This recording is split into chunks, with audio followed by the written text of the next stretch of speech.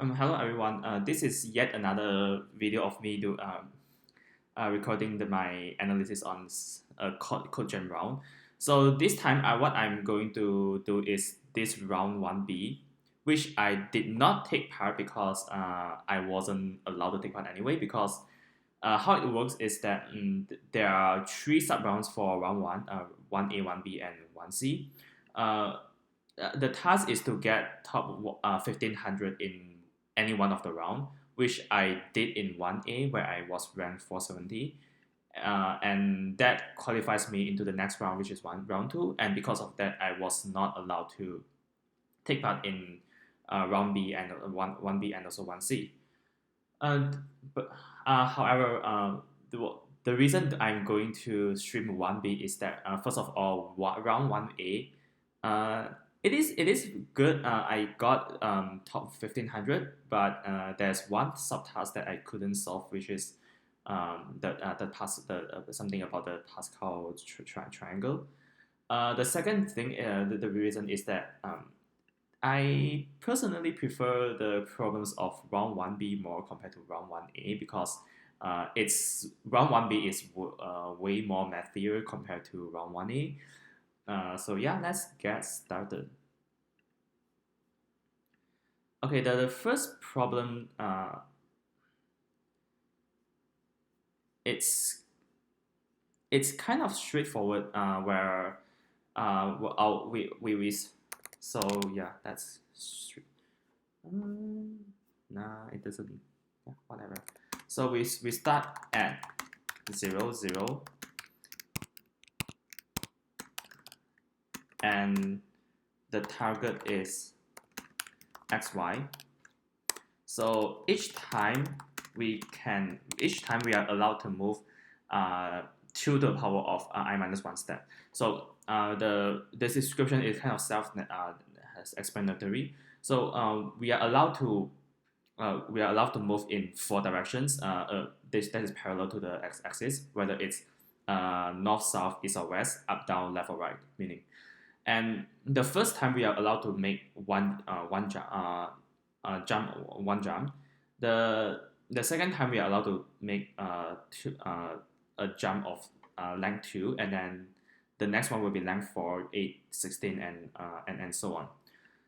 So we need to determine whether it's possible to jump from 0, 0 to xy according to this algorithm, and if so, we need to output a sequence that is the shortest possible, meaning that we use as few steps as possible. Let's take a look at the first example 2, 3. So how we can do is that 0, 0. Let's say we move south, then south means that we will go to 0, -1 because it decreases your y coordinate by just 1 unit. And the next one will be east. So if you look at this, this gives us a jump of 2 units to the right. And finally, if we do north, it gives us 4 units up. So -1 plus 4 is 3, and sorry, this should be 2. Yeah. So this gives us 2, 3, and the others are the same. The second test case, I mean. The third test case is a bit unique because it only involves the x-axis, and we don't really have to do anything for y-axis because yes, we can do anything either. If we jump, then we won't be at 0 anymore. So in this case, the optimal strategy would be to move to the east one time. That gives you 1, 0, and another east will give you 1 plus 2, which is 3, 0, which is good. For the last one, -1, 1, it's impossible to reach there in this jump. So yeah, let me show you the analysis of the problem. Okay. So the one thing we need to note is that if you look at the parity, like odd, even status of the coordinates, it works such that the first once we do the first jump, it is so either x plus 1 or -1, or or y plus or minus 1, which means that one of them will become odd. The next one, it will be plus minus 2 or plus minus 2. It doesn't affect the parity at all. And whether it's 4, 8, 16, etc., none of the parities got affected. So it means that in order for this move to be possible, in order for this move to be possible, one either it's 0, 0, or one coordinate is odd. Okay, so one coordinate must be odd. Otherwise, it has to be 0, 0. That's another thing to do. So with this, we already know which of the cases are impossible. So x, y not 0, 0, and x, y both even, both odd. This is impossible. So we already eliminate one case, which is good. Now the second thing to notice is that, so let's say we followed the test case we did had just now, which is 2 and 3. Here we know that our first step has to be at the y-axis because we want to make this odd. So either we go to 0 from 0, 0 to 0, 1, or 0, 0 to 0, negative 1. Now it might trouble us in that which step are we going to take. It turns out that in most cases there is only one step that you can take. The logic is kind of the same as before, because here's the thing. So after your first step, it's either you move from 0, 1 to 2, 3, which is the same as moving from 0, 0 to 2, 2, except that your first step now has to be a 2, your second step has to be a 4, 8, 16, blah blah blah. So your steps, your sequence of steps just got multiplied by 2 compared to what you have before. So if you think of this way, then you know that this is the same as going from 0, 0 to 1, 1, using the original move sequence. So, and we know that this is not going to work.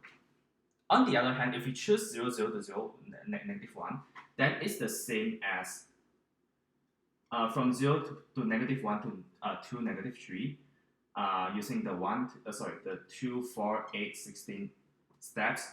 This is the same as going from 0, 0 to 2, 4 using the same steps, and then you divide everything by 2, then it becomes 1, 2.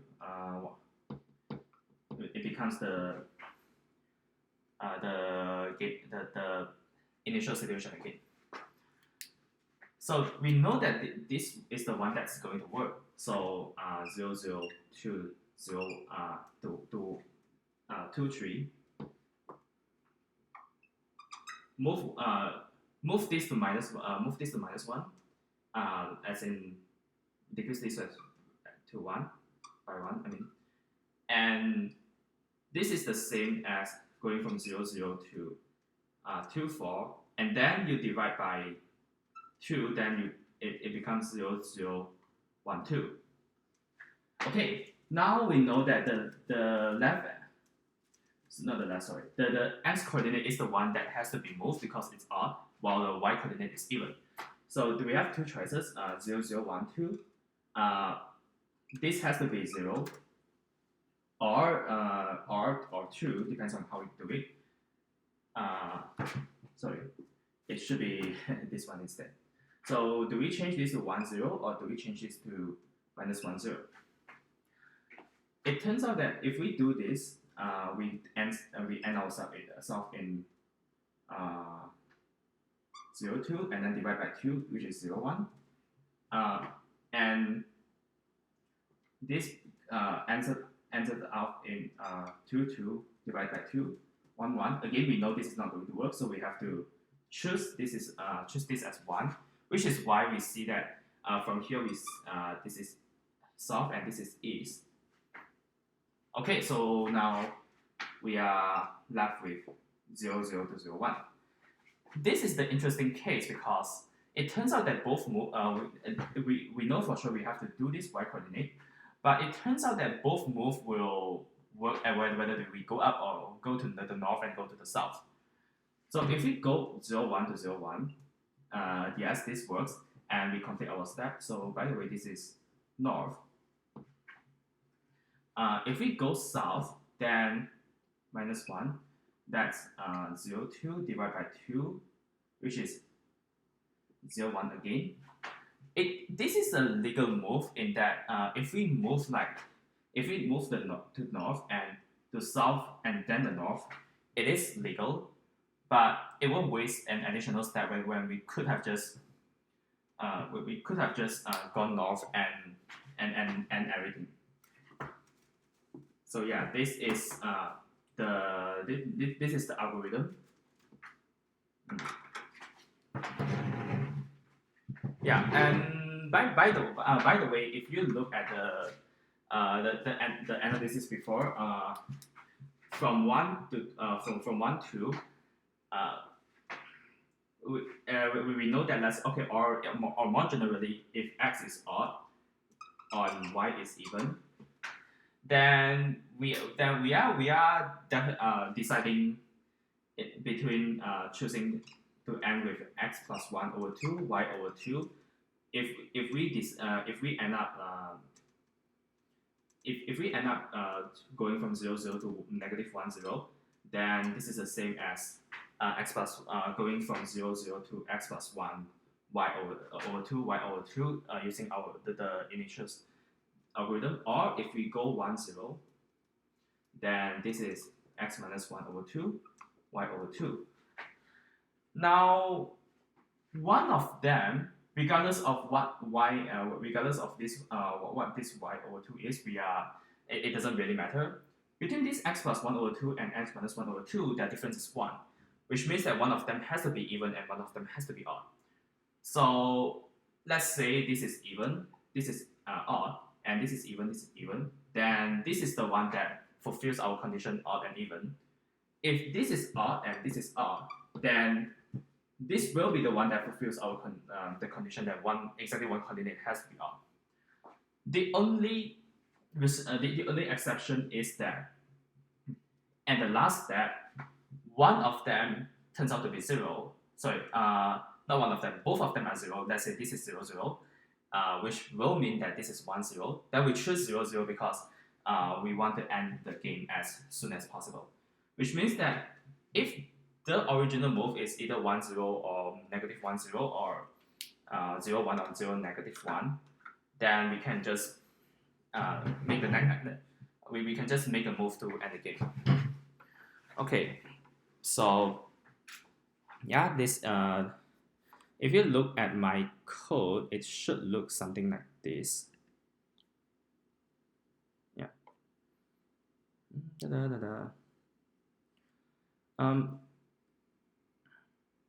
So what I'm trying to do is that if we start off with both coordinates being 0, then the answer would be nothing. Which means that we don't have to make any move. If both the starting coordinates are even or both of them are odd. Sorry, I need to share the screen. Oops. Yes. So if both the starting coordinates are 0, then the answer is just nothing. Otherwise, if both the coordinates are odd or both are even, then the answer is impossible. Otherwise, so this means that let's loop all the way until we get to the end. And all these things practically mean that like if x is odd, then we need to change the x-axis, the x coordinate, either to move it up, move it to the right, which means brings x to x minus 1 over 2, or to bring it to the left, x plus 1 over 2. And when do we do all these moves? So we first check whether it's a 0 1, it's a 0 1 or 0 -1. In which case we should just end our just end our game. Otherwise, we check what one of them x minus 1 over 2 and y. Here y we have already divided by 2.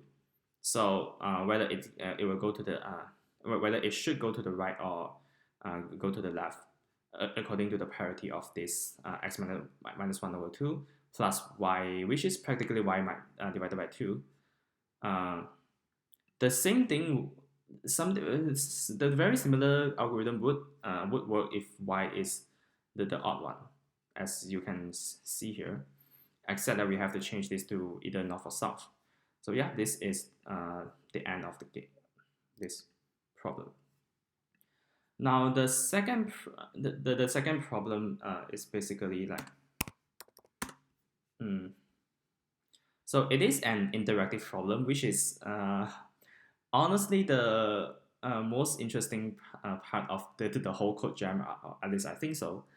So how it works is that we have a task, and then we need to determine something by asking the system within a limited number of moves. So here how it works is that you have a wall. Okay, I think this should be better. You have a wall from x equals, it is a square from x equals to 10 to the power of 9 to positive 10 to the power of 9, which means that the length is 2 billion nanometers, as the question puts so, and y is also 2 billion nanometers from 10 minus 1 billion to 1 billion. And then you have you have a board, circular board, and the radius is r, but where r is greater than or equal to 1 billion. Now we need to the task is to locate the center of the dartboard. Okay, so it tells us it doesn't tell us what the r is. It only tells us r is within a range, which is not so important as long as we know that r is at least 1 billion, which I'll explain later. The next thing is that so how can we locate? So we are allowed to ask question. So let's say we give a random coordinate x and y. It will tell us whether it's center, or we hit it on the board, or off the board. Off the board means that it's at the wall, but it's not even in the board. So we are allowed to ask 300 such questions, and the moment we hit the last question has to at most 300 questions, and the last question, which is within 300 questions, we have to hit the center. Okay, so how is this going to work?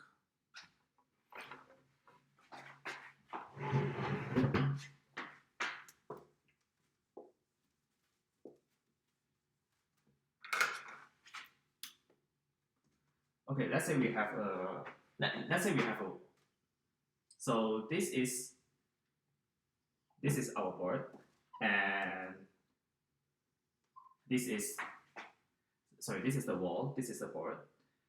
We need to locate where is this center. So we are allowed to ask questions as in like, okay, where is this? We don't know where is the where is the center, and where is the how big is the board, but we are allowed to ask questions. So let's say we ask like, okay, how about this point? Then it will reply that, okay, this is a miss. What about this? This is a hit, but it's in the board, but it's not the center. This is a hit. This is a miss. So this is it, and this is the center.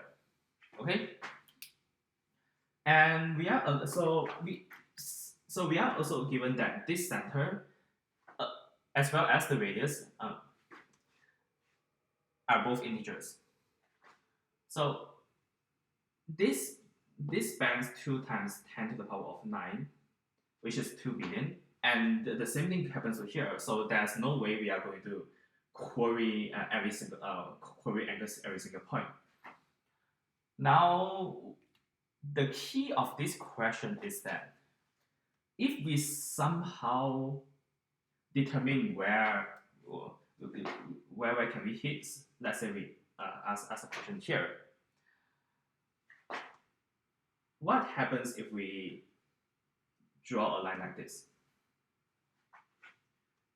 To make things a bit easier to see, let's split into 2 cases. Let's see what happens between this and this, and versus this and this. If you look a bit more careful, this part is in the circle. This is not in the circle. This is in the circle. This whole part is in the circle, while this is not in the circle. So this follows from the convexity of the circle as in that if you have 2 points, if you have 2 random points in the circle, then the line connecting it is the subset of the circle. Okay, which means that we can once we know where once we know that we can find a point that is inside the circle, we can what we can ask is that where is this boundary? And how do you do this? You do binary search. So let's say from here to here, and we know that this is for sure inside the circle. This is not inside the circle, but in fact this is the wall. So we could ask somewhere in between. Is this in the circle? Is this in the circle? If yes, then we can restrict our range. Is this in the circle? This part? No. Then we want to restrict further our range until we hit the point where we know that where we know that this is a boundary. Okay, then you might the next question you might ask is that what if the boundary, the coordinate of this boundary is not an integer? This is a real threat because Pythagoras theorem only guarantees that the square of something is an integer, not the coordinate itself. Instead, what we could do is that what is the furthest integer point that it is that is an integer that is inside the circle? So let's say this is an integer. Let's say this is xy. This should be x and y0, y0. And let's say this is x y0 minus 1. And such that y0 x y0 is in the circle, x y0 minus 1 is not in the circle. Then we want to identify this point x y0. Okay, so the same thing happens, and we can find that x. So this is just the lower half, and this is the upper half, x and y1. Okay. Now, why is this why is this useful to us?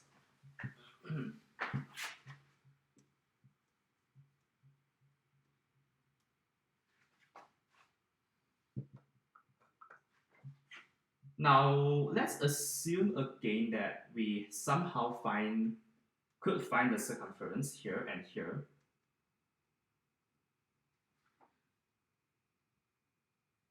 And this is vertical. Then first of all, we know that since both of them are on the circumference, if we draw the perpendicular bisector, it will hit the center. And this perpendicular bisector is also horizontal because this line is vertical. So we know exactly what is the, since this is horizontal, we know like what is the y coordinate of the center. We can locate this. But now go back to the problem again. We do not know what is coordinate of the circumference. Instead, all we know is the point line, the point that is integer and inside the circle and closest to the circumference. It is, if you think about it, since this one, x center, y center, they are both integer coordinates, it is enough to take just the midpoint of this this coordinate, the y coordinate of this one and the y coordinate of this one, which we knew it as xy1, xy0. It is sufficient just to take y0 and y1 and just take the average, and you'll find the center of this. The y coordinate. So yeah, starting with just one point that we knew is already in the circle, we can do all these things to find the y coordinates of the center. And the same thing we could do in order to find the x coordinate of the center by considering this horizontal line. Do the binary search along this range and this range. Find this x0 y and x1 y, and just take the average x center equals to x0 plus x1 divided by 2. Okay, the last question remains from our assumption just now. So we assume that we already found a point that is inside the circle.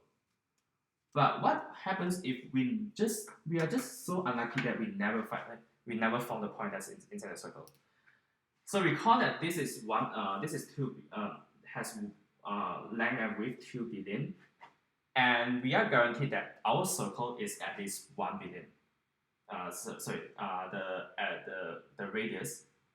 Actually, I like it is the radius is at least 500 million, so it's 10 to the 9 over 2. It is not 1 million, it's 500. It's actually at least 500 million. Yeah, so sorry about that.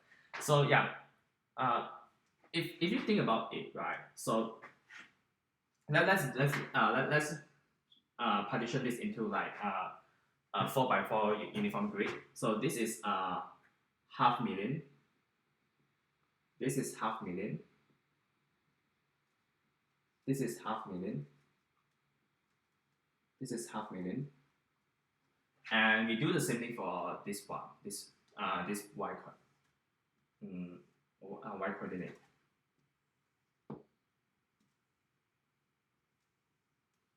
And let's query all these points. 1, 2, 3, 4, 5. We have 5 times 5 lines, so there are like 25 points that are the corners of these little squares.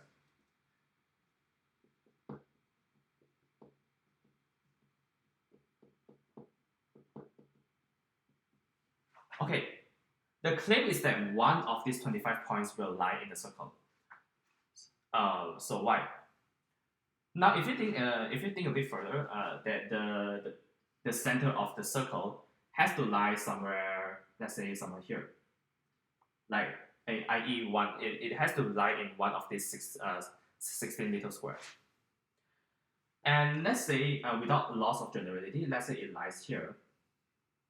And bear in mind that this is 500 million. Sorry, 500 billion. This is 500 billion.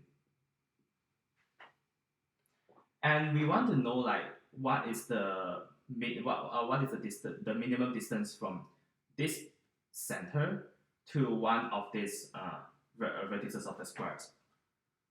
So if you look at this square, let's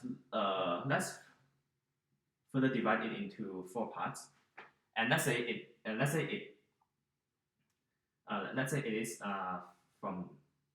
is in this further little square, which means that it is the closest to this point. Okay, let's now draw another square to make things clearer.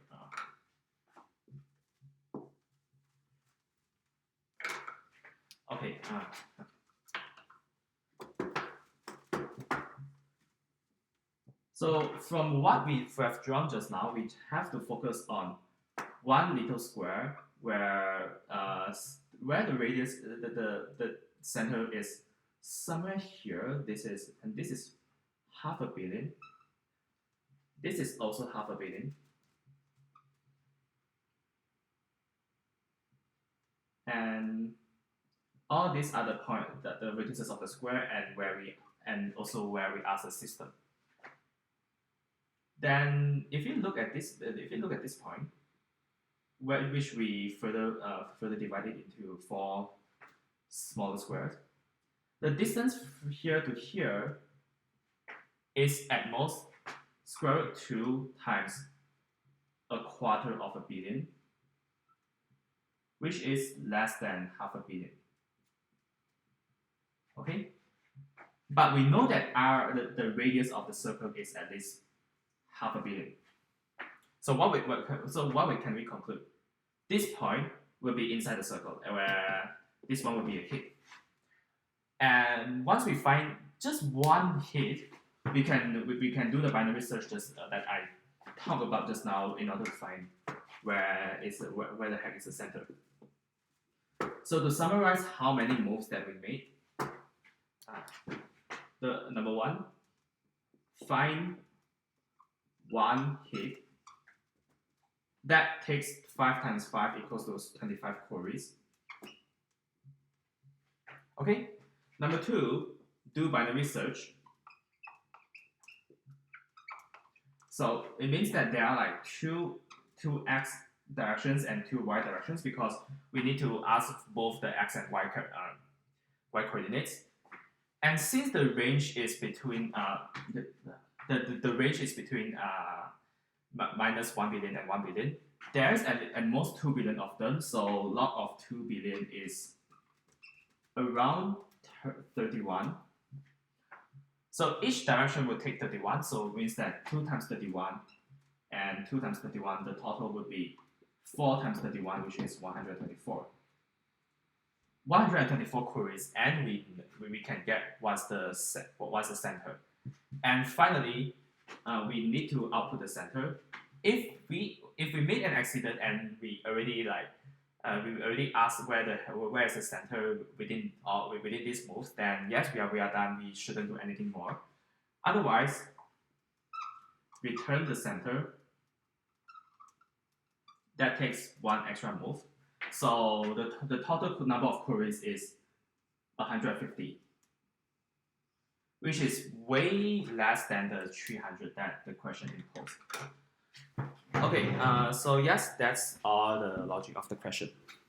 If you look at the screen, which is my submission that I did just as a practice. Yeah, so this is just the binary search protocol.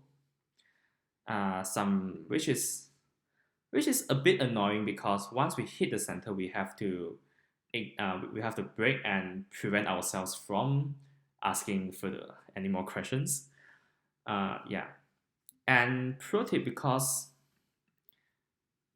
our range spans both the positive and negative range, it is better. So when we do when we check like what is the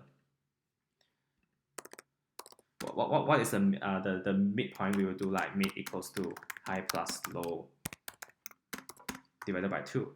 And sometimes depending on the situation, we want to take the lower part, lower half, the floor of the midpoint, or the ceiling of the midpoint, depending on situation. So sometimes we want to do this one. But it only works according to our wish if the range we have are all positive. So if we do like high minus low plus 1, or here we can see high minus low, I mean low plus this thing and low plus this thing, then it is guaranteed that this is at least non-negative. So yeah, we will get what we want. And finally, these are just the binary search protocol. Here, what we have is that we want to at least determine where we hit, and of course, if it's center, then we need to break out and go into the next test case. So yeah, this is the all the analysis. The last question, there are only 3 questions in the Codejam because yes, that they are way harder than the qualification rounds. That it doesn't really make sense to put that many to put that many questions. Well, unless you are in the final round where all the strongest people in the world and who have the speed to compete, then that's a different story.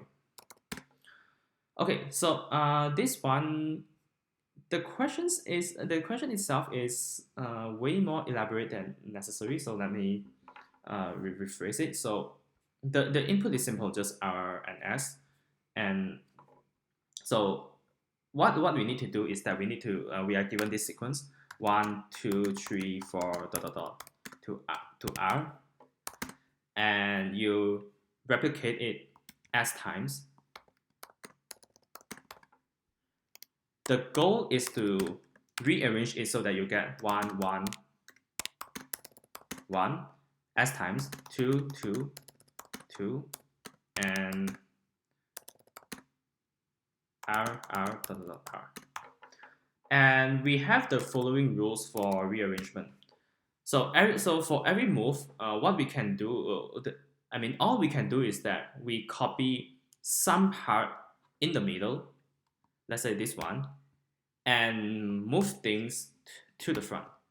So in this case, we'll still get the same 1, 2, 3, 4, 5 to R. But let's say we have something like 1, 2, 3, 1, 2, 3. So all we are allowed to do is that we move this 3, 1, for example, move it to the front, and place it in this manner. So similarly, we can also do So we want to do as few steps as possible, such that we end up in this state where we have everything sorted. So yeah, once we talk about optimization, then everything seems a bit harder than how it should be, but it's actually not.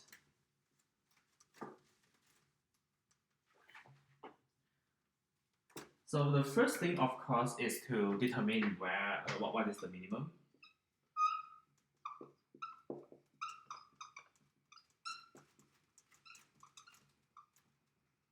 The second is, of course, find the sequence of moves.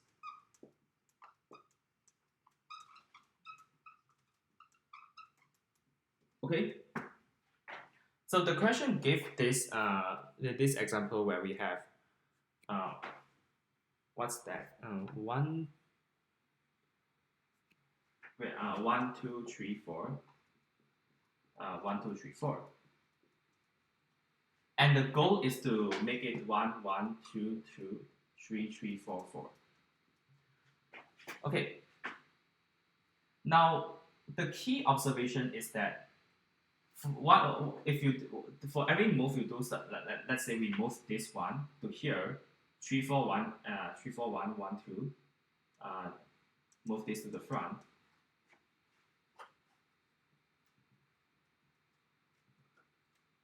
Actually, you know what? Let me rephrase the whole thing again.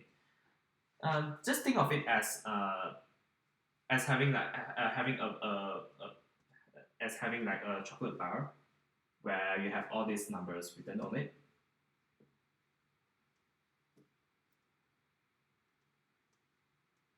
So all you could do at every step is to correct somewhere in the middle, so like this, for example, and put it to the front. So after the first move, we have something like 3, 4, 1. So what do we have in the beginning? 1, 2, 3, 4, 1, 2, 3, 4, 1, 2, 2,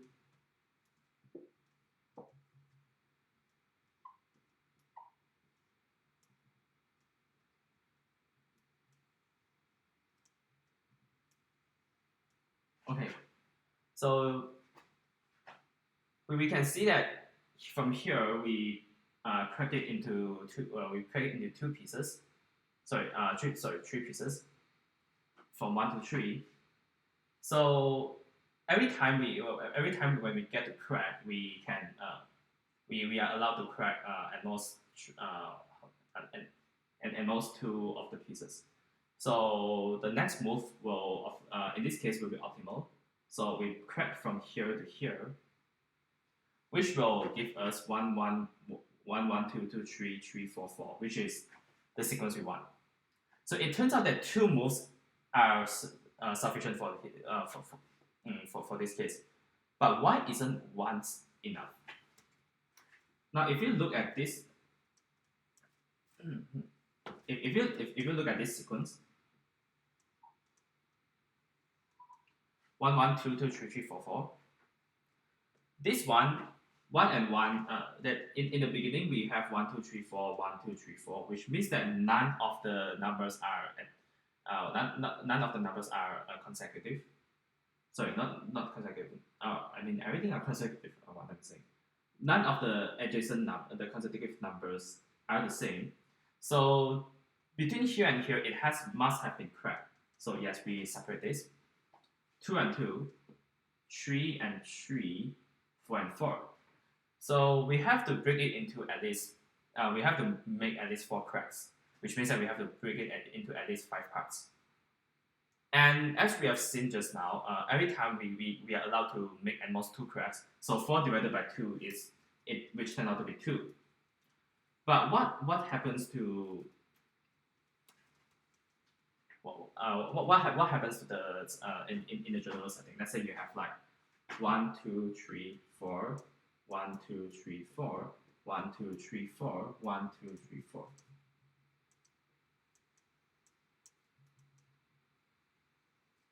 So and we want to make it like 1 1 1 1, 2 2 2 2, 3 3 3 3 4 4 4 4. Okay, in this case we have to crack this one, this one. Basically every adjacent number that are the same in the end. So from here we know that there are like 12 cracks, which means that we need to make at least 6 moves. So what's the general formula here?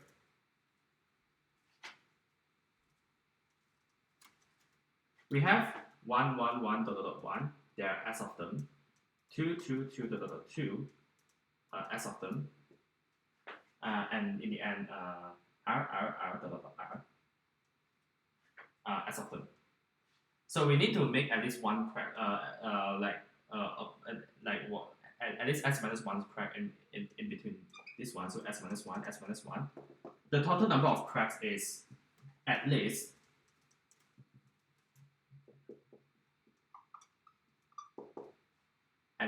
r times s minus 1, which also means that the number of operations is at least r times s minus 1 over 2. Okay, so now we know that this is the number that we need to aim for. But how do we produce a sequence of the moves? Because it just turns out that the question also asks what is the number of asks us to return the sequence of move, where each input denotes the location where we need to crack. Okay, let's go back to the 1 2 3 4 3 4 1 2 3 4 1 2 3 4. Okay, so here r is even, which is good. Let's say we have s equals let's say we have s equals to 2, which means that we need r s minus 1 over 2, where s is 2 over here, so we need like half r. S equals to 3 moves. S equals to 3, we will need r3 minus 1 over 2, r moves, and so on. So for every number of copies that we increase, we literally increase the number of moves by half r, from half r, r3 over 2r, and all etc. Just because r is even, which means that this increase is linear. So we can just do one step at a time. So for example, from here, 1, 2, 3, 4, 1, 2, 3, 4, 1, 2, 3, 4, we could first settle this part, ignore this one, produce 1, 1, 2, 2, 3, 3, 4, 4, 1, 2, 3, 4. And once we have this one, then we just combine everything 1, 1, 1, 2, 2, 2, 3, 3, 3, 4, 4, 4. Okay. So, and the other key is that it's not just enough to basically like do two cracks and to do two cracks randomly. We want the two cracks to be meaningful in the sense that it connects, and if possible, it connects two of the adjacent numbers together to be adjacent in the next move. So what I thought of is that if we have 1, 2, 3, 4, 1, 2, 3, 4, like what we had before, and here's the thing: if you look at this one, 3, 4, 1, and 3, 4, 1, 1, 2, we want so if we move this to the beginning, this will be connected to this. This one will be connected to this one. So yeah, let me just take so yeah, let's say we just draw any line. So like 1, 2, 3, 4, 1, 2. If we move 4, 1, 2 to the beginning, this 2 will be adjacent to this one, but we want as many the number to be connected to each other as possible. So this kind of means that we want the last number in the crack to be the same as the first number. So the choice is obvious. We will just cut the one over here. Now, how about the next one? If we, let's say we cut here, this one, then we have 4, 1, 1, 2, 3, yes, 1 and 1 are connected. But this 3 will be connected to this 2, which is not what we want. So instead, we connect this 2 and this 2. Then we have 3, 4, 1, 1. Good. 1 and 1 are connected. 2 and 2 are connected. The same algorithm happens here where we have 3 and 4, and we will connect 1, 1, 2, 2, 3, 3, 4, 4. So this algorithm will work for every single case whenever r is even. But once we have this one and we have like 1, 2, 3, and 4, then we could basically repeat what we did just now. So this is 1 over here. This is 2. We don't want any. We don't want to have like any 2 connected to this 2 because it doesn't add value. So we choose the last possible 2 over here. So that this answers us up with 3, 3, 4, 4, 1, 1, 1, 2, 2, 2, 3, 4.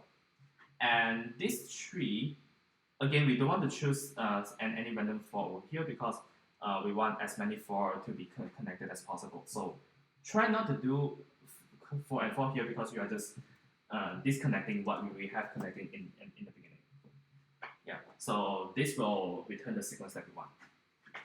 Okay, and we could see that this works not only for the for 4.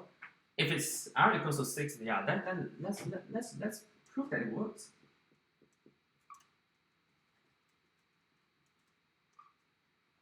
Okay, so this is 1.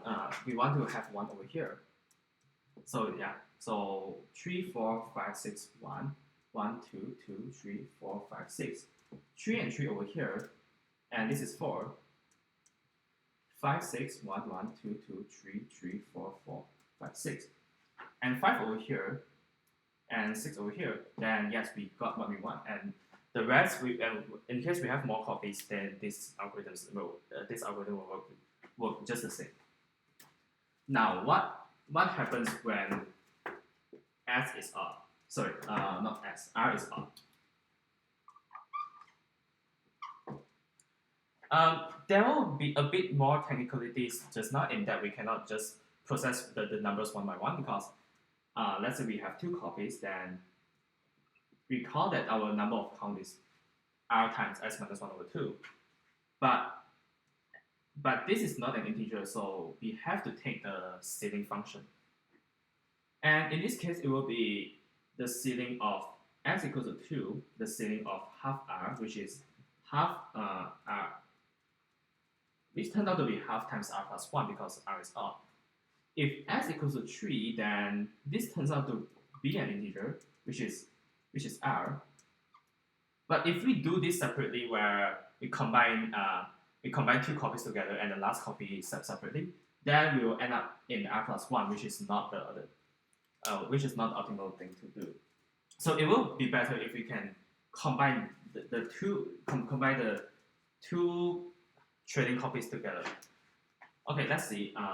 We have 1, 2, 3, 1, 2, 3, 1, 2, 3, for example. Yeah. So this one, again, the algorithm that I described just now would work. So this is 1. We want 1 to be here. This is 2, so we want to break this 2.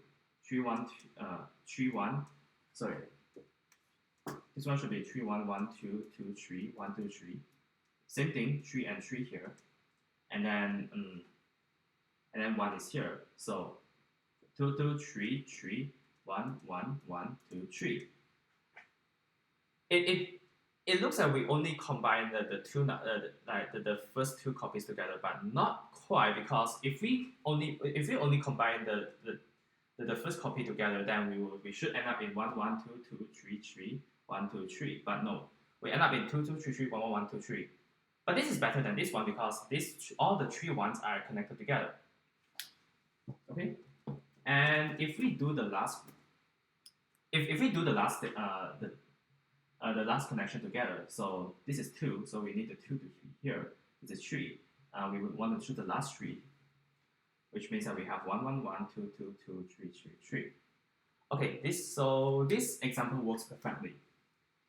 Now let me show you another example, which is when r equals to 5, to convince you that this actually works. Let's say we have 1, 2, 3, 4, 5, 1, 2. Okay, so yeah, this is so r equals to 5 and s equals to 3 over here, as what we have seen. So yeah, basically just follow the algorithm. So yes, cut the last one, the last one over here. The 2 cut the last over here. So we have 3, 4, 5, 1, 1, 2, 2, 3.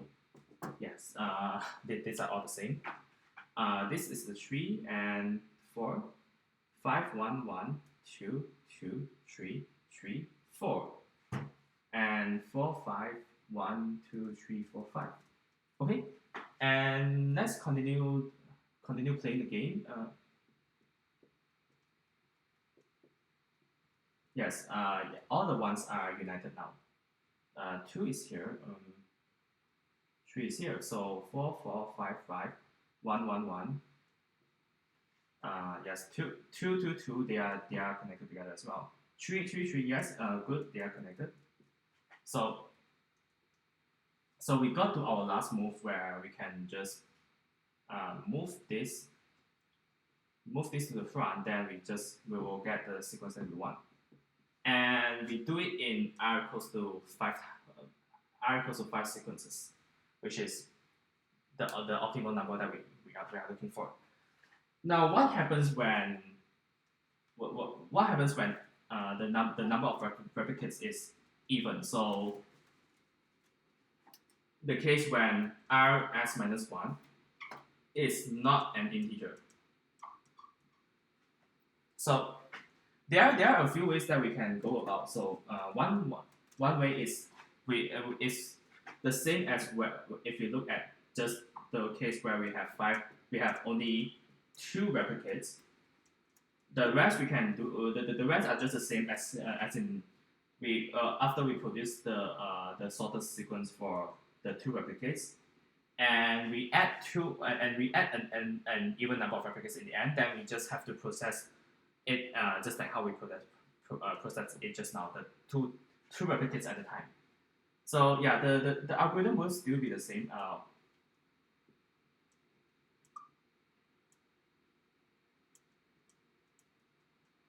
Okay.